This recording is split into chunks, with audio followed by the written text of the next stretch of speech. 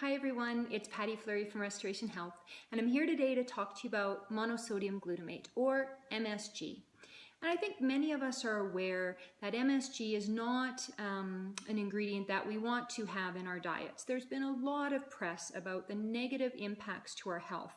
These are well documented. So many of us have made that conscious decision to eliminate it from our diets. Interestingly enough, monosodium glutamate is derived from glutamic acid, which is a naturally occurring amino acid. The problem is when you take something naturally occurring and you alter it chemically, molecularly, and then you inject it back into food in concentrated amounts, that's when it can really wreak havoc. MSG has an affinity for brain tissue, and it's known as an excitotoxin. So it gets into our brain and wreaks havoc with the nervous system. And if it's wreaking havoc with the nervous system, that can translate to a systemic impact on the body.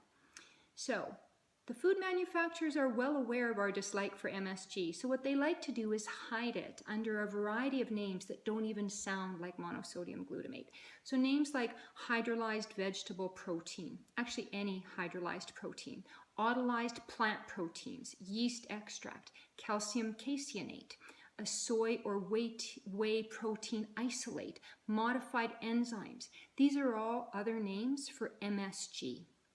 And then what happens in the refining and processing of foods, there's certain ingredients that actually will produce glutamic acid during that refining and processing process.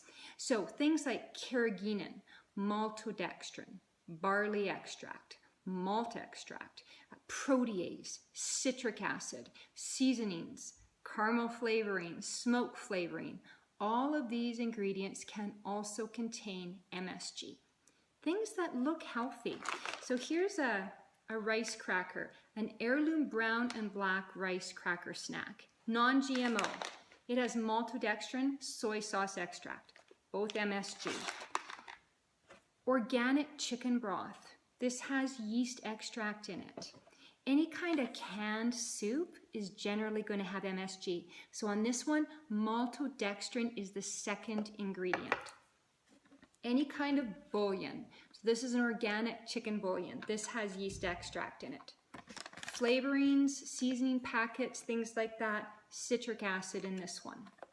Flavored chips always are going to have MSG. This is a bean and rice non-GMO chip, and it has yeast extract. This one is interesting. This is an organic, vegan, gluten-free Worcestershire sauce, and it has smoke flavoring. It's the last ingredient, so not a whole ton of MSG in here, but it's still there. 80 to 90% of packaged processed food that you buy in your grocery store will have some form of MSG. The question is, how much of it do you want in your diet? So you can go to a website called truthinlabeling.org or msgmyth.com. Print out a list of all the different aliases for MSG and check your pantry. See how much of your food actually has an ingredient that you may not want to consume. So, likely we're getting some MSG, but how can we avoid this? Eat real food. Until next time, stay healthy.